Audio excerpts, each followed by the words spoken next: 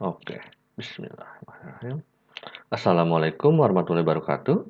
Perkenalkan, nama saya Rizky Aditya Surya Pratama atau disingkat SP, SSIMT. Lalu di pertemuan 6 mata kuliah Safety Management System atau disingkat SMS, saya akan lanjut menjelaskan mengenai inspeksi K3. Ini lanjutan dari materi audit K3 kemarin ya. Jadi, apa sih inspeksi K3 itu? Seperti biasa, saya akan mulai dari definisinya itu sendiri. Inspeksi K3 itu adalah suatu kegiatan untuk memeriksa atau mengecek atau mengukur segala sesuatu dan mencatat apakah sesuai atau tidak terhadap standar K3, utamanya di perusahaan. Nah, tujuannya, utamanya itu secara umum ada 7 ya, yaitu untuk mengidentifikasi masalah potensial. Jadi apa saja sih kira-kira masalah yang mungkin dapat terjadi atau potensi apa yang bisa terjadi? Lalu kekurangan sarana kerja. Apakah ada sarana kerja yang kekurangan? Itu kita cek di inspeksi ini. Lalu kinerja K3 suatu bagian, apakah sudah memenuhi standar atau belum? Akibat suatu perubahan. Jadi kita melakukan suatu perbaikan. Ada nggak sih akibatnya dari perbaikan tersebut? Apakah ada perubahan atau sama-sama aja gitu? Lalu apakah ada tindakan memadai? Jadi pada saat kita menemukan sesuatu kejanggalan atau temuan, ada tindakan nggak sih setelah itu ada follow up-nya? Lalu berikutnya untuk menilai hasil kerja. Setelah dilakukan K3 ini, ada improvement atau perkembangan nggak sih dari performa pekerjaan di perusahaan? Dan yang terakhir itu menunjukkan komitmen kita terhadap perusahaan bahwa perusahaan menjalankan K3 untuk bertujuan utamanya adalah zero accident atau nol kecelakaan. Itu kira-kira kenapa harus dilakukan inspeksi K3 dan juga definisinya secara umum ya. Nah, kalau minggu kemarin kita sudah belajar mengenai audit, ada perbedaannya antara audit dan inspeksi K3. Di mana bisa dilihat di sini, untuk audit itu dari definisinya adalah upaya mencari ketidaksesuaian di dalam sistem di mana kegiatan dilakukan terhadap area keseluruhan sistem K3 yang ada di perusahaan. Sedangkan inspeksi itu adalah upaya menemukan sumber bahaya dengan memeriksa standar yang berhubungan dengan bahaya tersebut.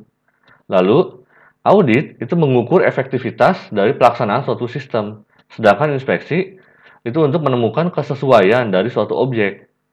Nah, fokusnya untuk audit ini difokuskan terhadap suatu sistem, sedangkan inspeksi terhadap suatu objek.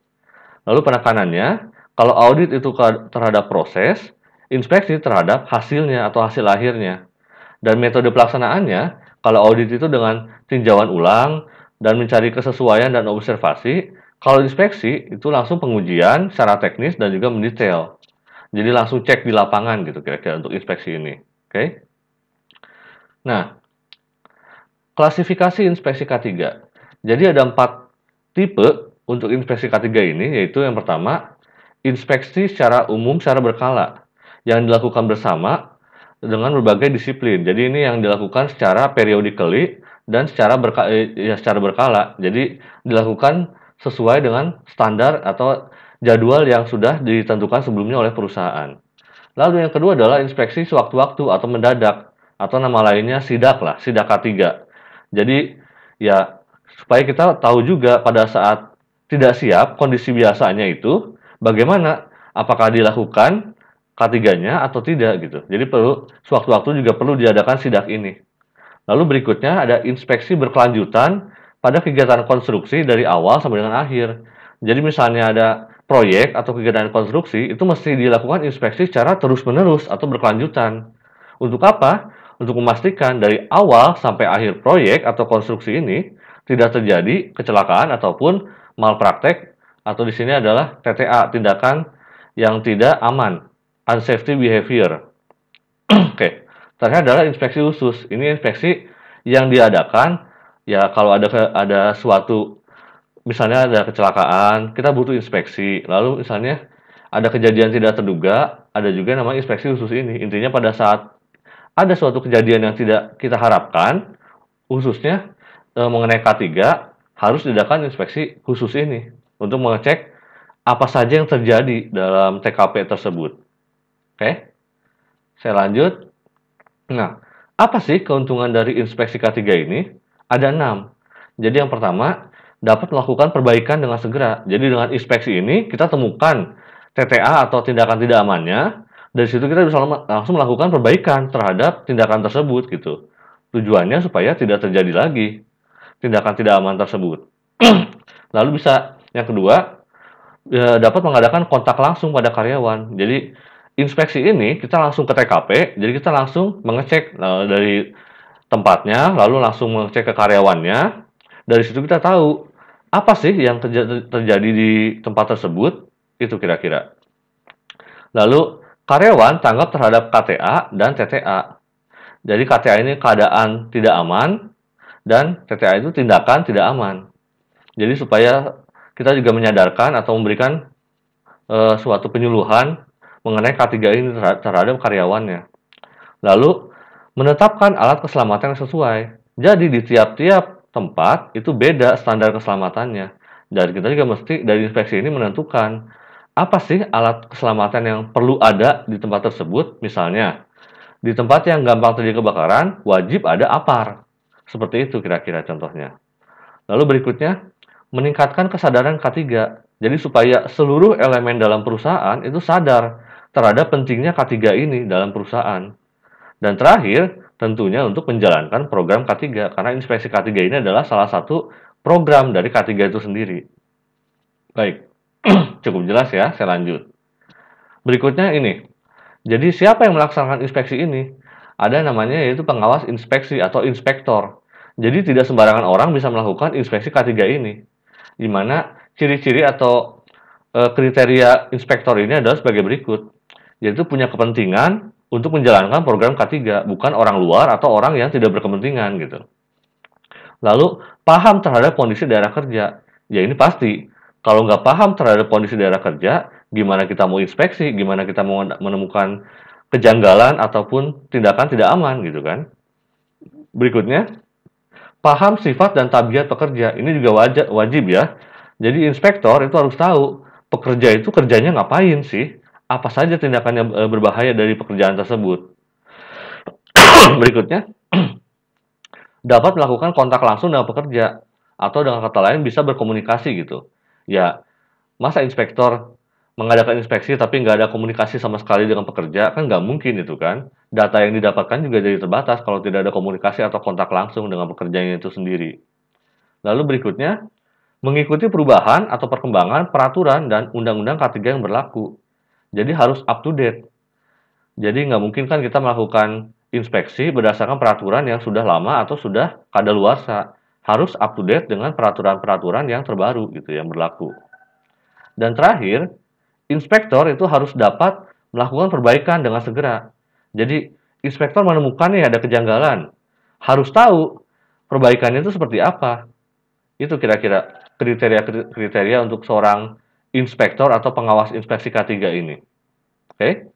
Nah, inspeksinya itu dalam bentuk apa sih? Tentunya bukan cuma kita melihat terus pergi, nggak gitu juga, tapi harus setelah melihat harus didokumentasikan dalam bentuk laporan. Nah, laporannya itu dalam bentuk lembar laporan inspeksi ini, di mana isinya utamanya adalah ini. Ada dasar penentuan tindakan yang dibutuhkan. Jadi ini merupakan laporan ini merupakan dokumen K3 dan juga umpan balik atau feedback ke karyawan supaya tidak terjadi lagi, misalnya terjadi kejadian kecelakaan, harus diinspeksi dan juga dianalisa dan juga harus harus melakukan usaha preventif supaya kejadian yang sama tidak terjadi lagi di masa depan. Lalu untuk data analisa terakhir untuk K3 ini, lalu berikutnya untuk barometer kesadaran karyawan terhadap K3. Sudah paham belum sih terhadap K3? Sudah melaksanakan K3 belum sih di perusahaan tersebut? Kira-kira seperti itu. Dan terakhir merupakan bahan untuk laporan ke departemen yang terkait ataupun manajemen. Jadi ini untuk laporannya dalam bentuk laporan inspeksi ini untuk ke departemen K3 dan juga manajemen perusahaan. Terutama seperti itu. Nah, seperti apa laporan inspeksinya akan saya jelaskan di slide berikutnya. Nah, itu seperti ini. Cukup jelas ya. Jadi seperti ini, simple saja satu lembar, di mana namanya adalah laporan inspeksi atau inspection report. Masukkan hari, tanggal, waktu, shift, area, dan site-nya itu di mana tempat terjadinya inspeksi ini dilakukan.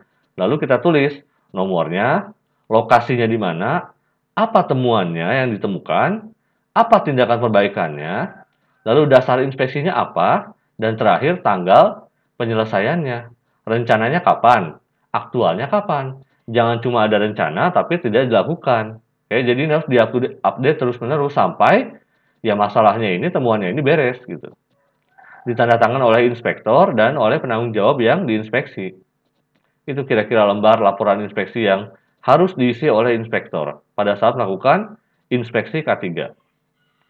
Nah, penulisan laporan inspeksi itu ada 5 informasi yang wajib atau harus ada di lembar pengamatan yang sebelumnya tadi, yaitu TTA yang diamati, tindakan tidak aman yang diamatinya itu apa, lalu tindakan perbaikan segeranya itu apa, berikutnya tindakan pencegahan supaya tidak terulang lagi di masa depan itu apa, berikutnya harus ada juga tanda tangan dan juga nama jelas kita sebagai inspektor dan juga nomor karyawannya.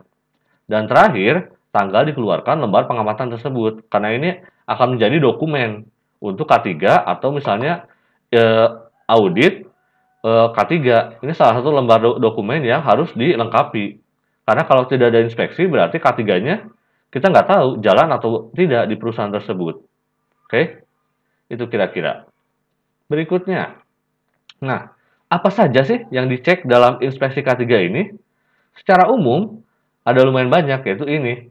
Pertama, pemindah energi mekanik. Apakah berjalan dengan aman dan sesuai dengan prosedur? Jangan sampai malfungsi dan juga bisa mengakibatkan benda berat jatuh gitu ke pekerjanya, sehingga tertimpa benda berat. Lalu, mesin. Apakah ada pelindungnya atau tidak? Jadi supaya tidak tersengat listrik misalnya. Lalu pemasangan listrik, apakah sudah safety atau tidak? Apakah sudah sesuai dengan prosedur? Jangan sampai ada kebocoran atau ya malfungsi juga dalam pemasangan listrik ini sehingga terjadinya kecelakaan. Lalu ini utama, tabung gas bertekanan apalagi tekanannya tinggi. Ini harus dicek benar-benar, jangan sampai ada error atau misalnya yang NG not good sehingga tabung gas ini bisa sampai meledak misalnya. Oke. Berikutnya bahan mudah menyala. Ini maksudnya mudah menyala ini mudah terbakar. Jadi misalnya kita bekerja di bahan-bahan kimia yang sangat mudah terbakar, itu harus dicek mulai dari penyimpanan sampai penggunaannya supaya jangan sampai terjadi kebakaran. Jalan keluar. Apakah jalan keluar untuk ke tempat misalnya tempat evakuasi atau tempat keluar dari perusahaan itu cukup terfasilitasi, itu mesti kita cek juga. Jangan sampai pada saat terjadi misalnya kebakaran, karyawan nggak bisa keluar karena nggak ada jalan keluarnya atau jalan keluarnya cuma satu dan itu tertutup oleh kebakaran. Otomatis ya terpanggang di tempat. Oke, jangan sampai seperti itu. Lalu alat pemanjat atau tangga, ini mesti dicek juga safety atau tidak. Apakah tangganya licin atau tidak? Jangan sampai terjadi kecelakaan, tangganya rusak sehingga jatuh dari tempat tinggi. Oke. Berikutnya perkakas tangan, ini mesti dicek juga safety-nya. Kalau jangan sampai terjadi kecelakaan akibat perkakas tangan yang NG gitu. Lalu material handling, ya material terutama yang berhubungan dengan bahan kimia ya, itu biasanya itu berbahaya dan harus dihandle, diurus dengan hati-hati sekali. Berikutnya gang atau walkway. Gang-gang ini mesti kita cek juga apakah ada potensi terjadi kecelakaan ataupun ya karena gang biasanya sempit, biasanya digunakan untuk misalnya merokok secara diam-diam atau sejenisnya, itu kan ada potensi kebakaran gitu. Jangan sampai di gang tempat misalnya ada karyawan yang merokok, ternyata ada bahan kimia yang mudah menguap di dekatnya, otomatis kebakaran, seperti itu. Jadi mesti dicek juga gang-gang ini untuk potensi terjadinya kecelakaan. Berikutnya gudang atau penyimpanan. Apakah sudah safety, terkunci dengan baik, apakah barang-barang di dalamnya aman dari misalnya kita menyimpan bahan kimia yang mudah terbakar. Jangan disimpan di gudang atau penyimpanan yang suhunya tinggi, yaitu cari penyakit, gampang terjadi kebakaran, seperti itu. Berikutnya label dan kunci, ini juga penting. Jangan sampai kita ada suatu bahan atau barang kimia, ini barang kimia juga yang mudah terbakar atau beracun, itu tidak dikasih label racun atau mudah terbakar. Ini yang sering terjadi. Jadi ada juga ya yang menyimpan di sembarang tempat terus keminum misalnya. Itu kan horor juga. Jangan sampai terjadi kecelakaan seperti itu gara-gara tidak ada labelnya. Kunci juga. Untuk yang bahan-bahan yang berbahaya itu wajib dikunci dan tidak sembarangan orang bisa punya akses. hanya orang-orang berkepentingan saja yang punya akses. Itu kira-kira pengamanannya.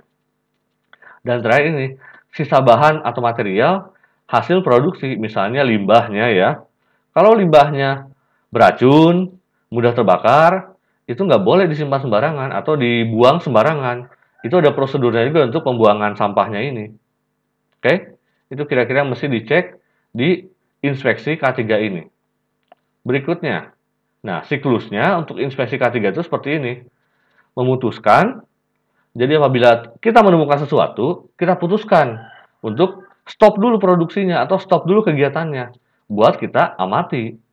Misalnya itu kegiatan ternyata TTA, tindakan tidak aman. Kita cek, lalu dari situ kita ambil tindakan atau bertindak untuk melakukan perbaikan supaya tidak terjadi kejadian atau kecelakaan yang punya potensi terjadi.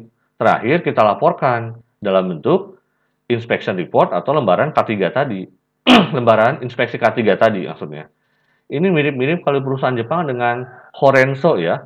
Horenso itu akronim dari bahasa Jepang yang dibentuk dari 3 kata yaitu Hokoku, Renraku, dan Soudan. Yang kalau dalam bahasa Inggris itu artinya kira-kira report, information, and consult.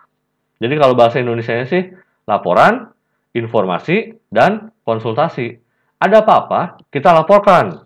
Lalu kita berikan informasi apa saja ada yang bisa kita laporkan tersebut, baru kita konsultasikan ke misalnya atasan kita terhadap temuan yang kita temukan di lapangan gitu kira-kira. Oke? Ya, kira-kira itu sedikit mengenai inspeksi K3 yang saya bisa jelaskan di video ini. Terima kasih banyak sudah menonton sampai sini. Jangan lupa klik like, komen, dan juga subscribe channel saya ini ya. Wassalamualaikum warahmatullahi wabarakatuh.